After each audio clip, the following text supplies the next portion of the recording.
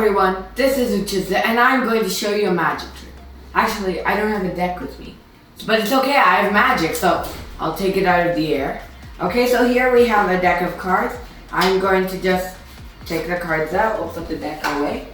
Now, we're going to be doing something pretty cool. So what I'm going to do is, I'm just going to pick any card, it doesn't matter. And I'm going to show the camera, the card, okay? And now, I'm going to take the card, place it into in the center of the deck. I am placing it into the center. Now, if you look, I can actually pluck the card that you chose, the 8 of diamonds, out of the air, but the trick is not over because we can do so much more with this 8 of diamonds. So just make it vanish and reappear. And we can do that again, make it vanish, reappear, vanish, reappear. And that is the card trick. Thank you very much.